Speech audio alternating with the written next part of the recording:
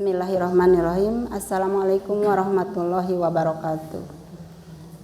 Teh Iim, saya ingin minta penjelasan tata cara dalam membuang hajat itu. Ada tata caranya?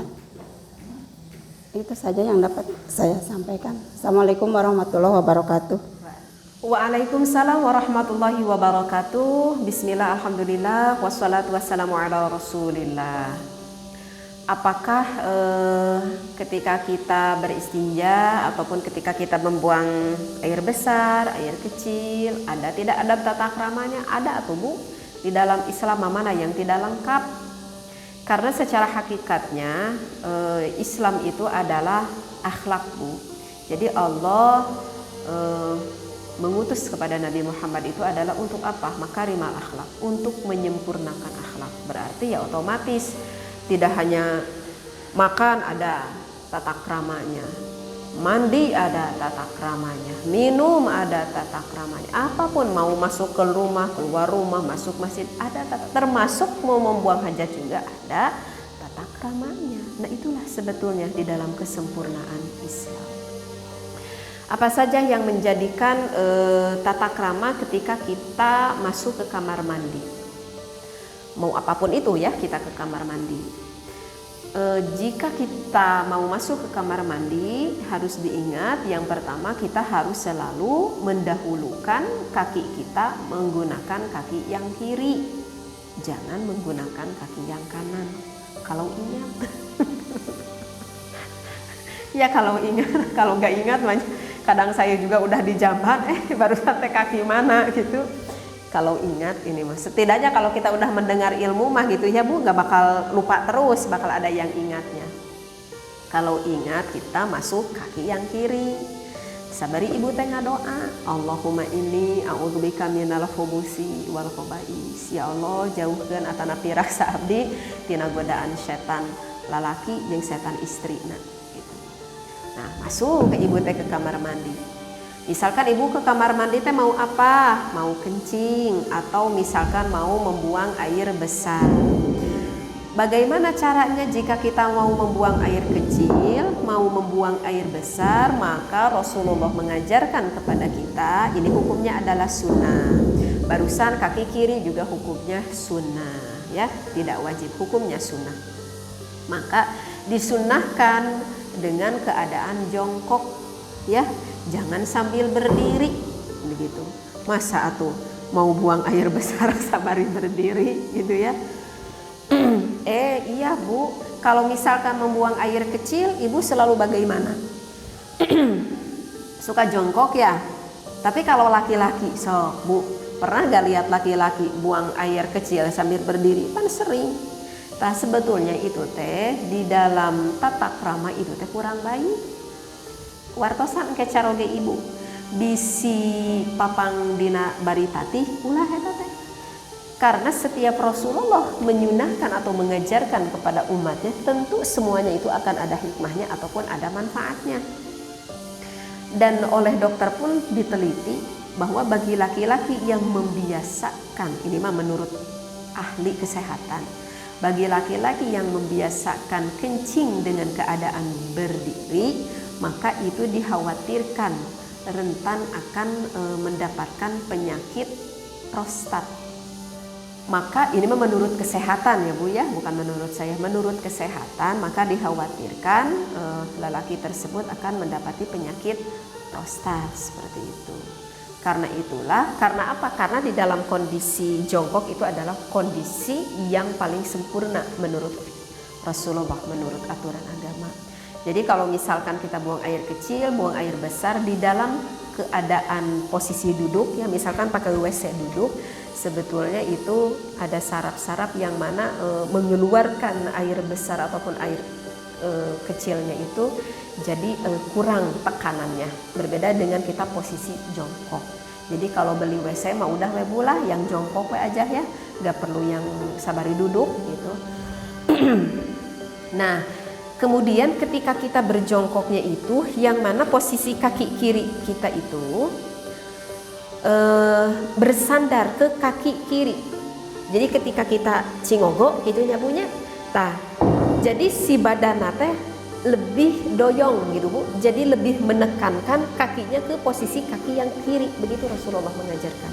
Jadi tidak memberatkan ke posisi kaki yang kanan, tetapi memberatkan posisi ke kaki yang kiri. Kalau mau diteliti oleh dokter ya tentu ini akan sehingga tahulah kenapa harus lebih condong ke kaki yang kiri seperti itu. Nah, kemudian setelah kita membuang air kecil ataupun ketika kita membuang air besar, jangan lupa berdoa. Ibu asok nggak doa saatos papan?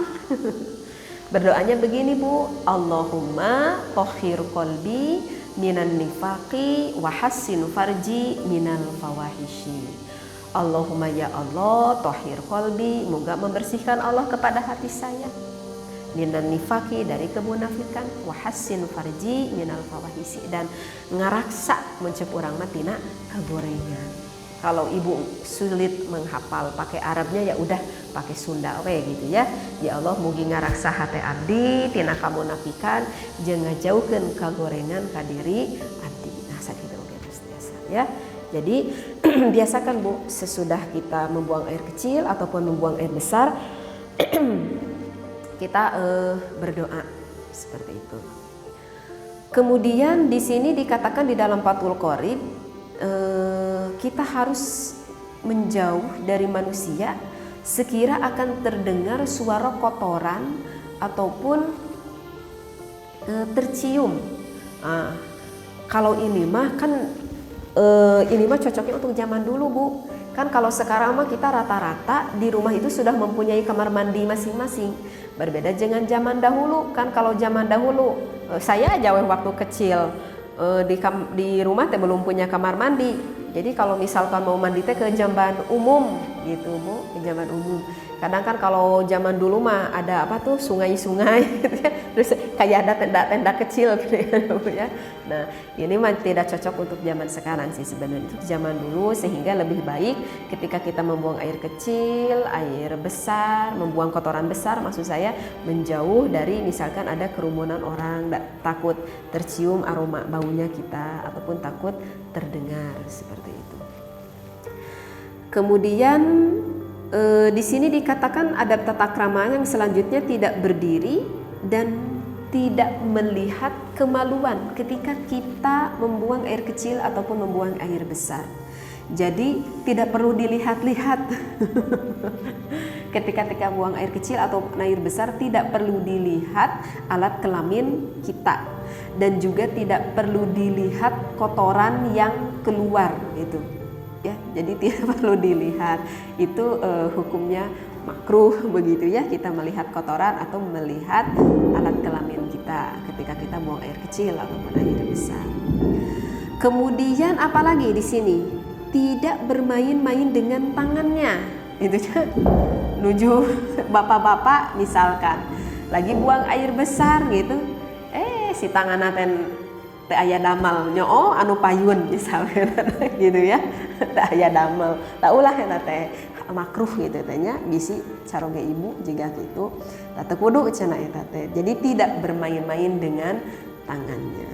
Ada gaya yang suka gitu. Kemudian apalagi di sini disunahkan tidak menoleh ke kanan ataupun menoleh ke kiri ya. Kalau di kamar mandi enggak lah ya. Kalau zaman dulu mah saya suka menoleh ke kanan ke kiri karena takut ada orang yang melewat, takut ada yang lihat. Sedangkan kamar mandinya sok segini gininya, batas segini ya kalau zaman dulu mah gitu, takut ada orang. Jadi tidak perlu menoleh ke kanan ataupun ke kiri. Dan juga tidak diperbolehkan ketika buang air kecil, air besar tidak menghadap matahari, tidak menghadapi bulan, dan juga tidak menghadapi Baitul Maqdis, artinya tidak menghadapi kiblat ketika kita buang air kecil ataupun buang air besar. Nah ini juga Bu sama, bukan zaman sekarang, artinya ini mah untuk kamar mandi yang terbuka seperti zaman dulu begitu. Kalau sekarang kan kamar mandinya sudah tertutup ya, tidak apa-apa walaupun kita menghadapi matahari. Ini mah untuk zaman dahulu yang mana mungkin saja sekarang juga ada ya yang seperti itu, yang belum punya kamar mandi, yang jadi kamar mandinya di luaran gitu ya Bu ya, yang masih terlihat ini setengah badan, ini suka ada kan yang gitu. Nah Nah itu tidak baik jika menghadapi matahari ataupun menghadapi bulan. Jadi kayaknya kalau matahari sebelah mana dilihat dulu mungkin ya, seperti itu. Juga disunahkan ketika kita mau masuk ke kamar mandi itu harus selalu menggunakan alas kaki, Bu. Artinya harus menggunakan sendal. Setiap kita ke kamar mandi harus menggunakan sendal. Saya juga pernah dengarlah dari kesehatan kenapa kita, karena itu nyambung nanti jeung naonnya jeung anu tekanan darah tinggi, sepertinya kurang ngerti lah, saya juga kurang paham. Cuma saya pernah dengar lah gitu selintas. Cuma di dalam fikih di sini dikatakan bahwa disunahkan ketika kita setiap mau masuk ke kamar mandi itu di dalam memakai alas kaki. Karena kan alas kaki itu berarti bisa menghangatkan ke kulit kita. Berbeda kalau kita langsung ke kamar mandi kan dingin itu sifatnya gitu ya. Kemudian dimakruhkan kita masuk ke kamar mandi menggunakan tutup kepala. Jadi kalau kita mau ke kamar mandi, kopiahnya ya disimpan dulu, kerudungnya ya disimpan dulu. Kecuali kalau misalkan di jamban umum, misalkan anaknya mau wudunya itu bercampur misalkan antara laki-laki dan perempuan, ya nggak apa-apalah itu mah ya, karena takut terlihat auratnya. Tapi kalau di kamar mandi di rumah sendiri mah justru tidak baik jika kita ke kamar mandi menggunakan penutup kepala, ya seperti kopiah, kerudung gitu ya. Kadang masuk ke kamar mandi pakai handuk kayak seperti itu. Tapi saya tidak mengetahui apa hikmahnya dari itu ya. Saya tidak mengetahui. Hanya saja di sini keterangannya seperti itu. Kemudian tidak berbicara saat buang hajat. Berbicara saja tidak boleh. Kalau begitu, kalau bernyanyi boleh tidak, apalagi bernyanyi. Berbicara aja nggak boleh. Tapi tidak haram, ini hukumnya makruh. Kan biasanya orang kalau di jamban ya, kalau di kamar mandi suka santai gitu kan ya, sembari nyanyi gitu. Aduh, ini juga bahagia gitu kan. Itu sebetulnya tidak baik. Itu adalah hukumnya makruh seperti itu. Kemudian di sini juga dikatakan tidak beristinja ataupun tidak diperbolehkan kita bersuci di air tempat untuk buang hajat. Misalkan di sini itu ada WC, sehingga kita berwudu di atas WC tersebut. Nah itu tidak baik ya, karena di sana memang tempat berkumpulnya najis lah istilahnya seperti itu. Jadi kalau misalkan kita mau wudu ya jangan di atas WC gitu ya, di sebelah sampingnya, di temboknya gitu. Kecuali kalau memang kamar mandinya temen heureun pisan gak ada lagi tempat kecuali WC tersebut, ya mau bagaimana lagi seperti itu. Dan juga di sini untuk selanjutnya kita disunahkan untuk istibro. Untuk istibro. Bahkan bisa untuk istibro ini bisa saja hukumnya sunat, bisa saja hukumnya wajib bagi orang-orang yang tertentu. Dan istibro juga di sini melakukan istibro juga dari kencing itu ya sesuai dengan adat diri kita masing-masing gitu. Jadi istibro teh gini Bu, kalau misalkan kita sudah buang air kecil, kita tuh udah cebok gitu ya, kok perasaan teh asa aya keluar deui gini ya punya cai papang gitu sa kedik gitu. Nah, maka jangan sampai hati kita itu mengham-hamkan, ngamang-mangkeun gitu. Jadi kita tuh harus benar-benar yakin apakah kita sudah di dalam keadaan suci ataupun belum. Sehingga di dalam fikih dikatakan disunahkan kita untuk beristibro gitu. Istibro na kumaha? Istibro na teh langkung kumaha adat kebiasaan orang. Aya nu istibro na teh gitu kan ya. Bari ngahentakkeun gitu. Aya anu henteu bari ngadehem tapi punten-punten ngaheujeunkeun karena palawangan payun anu istri misalkan. Kalau saya suka seperti itu, enggak suka berdehem kalau saya. Saya suka ngaheujeunkeun karena alat kelamin saya yang depan gitu, sehingga benar-benar merasa yakin tidak ada yang keluar lagi gitu. Tah, bagaimana kalau kita merasa yakin? Nah biasanya ilmu untuk ibu-ibu. Kalau ibu-ibu mah beda dengan gadis ya Bu ya. Kalau ibu-ibu yang udah nikah makanan udah beda alat kelamin jeung gadis gitu. Jadi kalau ibu-ibu mah, saya mah udah yakin setiap kencing saya mah selalu keluar lagi sedikit. Nah kalau merasa yakin setiap kita udah kencing keluar sedikit, maka itu istibro hukumnya wajib, bukan sunnah lagi. Gitu. Kalau tidak merasa yakin itu hukumnya sunnah. Kalau kita udah merasa yakin, udah kita cebok, keluar lagi sedikit. Bahkan ketika berdiri, aduh asa hoyong papang deui. dituntaskan dulu Bu, jangan sampai kita terus langsung wudhu, dituntaskan dulu sampai merasa yakin hati kita udah bersih dan cebok kembali secara bersih, seperti itu ya, itu dinamakan istibro. Dan untuk yang terakhir, kita masuk ke kamar mandi menggunakan doa. Keluar dari kamar mandi pun kita menggunakan doa kembali ketika kita sudah keluar dari kamar mandi. Apa doanya? Gufronaka alhamdulillahilladzi azhaba anil adza wa afani. Kalau ketika masuk, Allahumma inni a'udzubika minal khubusi wal khaba'is. Itu mungkin Bu ya, adab-adab tata krama ketika ada di kamar mandi. Kalau cebok apa tadi? Allahumma tohir kolbi minan nifaki wa hassin farji minal fawahishi. Nah itu adalah yang saya kutip, yang saya bacakan ini kitab dari kitab Fathul Qorib. Dan juga di dalam kitab Fathul Qorib juga ini dikatakan ada tempat-tempat yang sebaiknya harus kita hindari ketika kita buang air kecil atau buang air besar. Yang pertama, kita tidak boleh membuang kotoran di tempat atau di air yang tenang. Artinya air yang tenang itu apa? Adalah air yang tidak mengalir. Dimakruhkan kita membuang kotoran di ada air yang tidak mengalir. Karena ya otomatis kan nanti jadi bau di sana ya, karena kita mengeluarkan kencing misalkan. Kalau mengalir mapan jadi airnya ngalir, jadi palit gitu ya, bau nanti. Gitu. Kalau tidak mengalir mah ya diam gitu. Ya seperti itu tidak boleh. Laki-laki ini mah yang gitu ya Bu ya.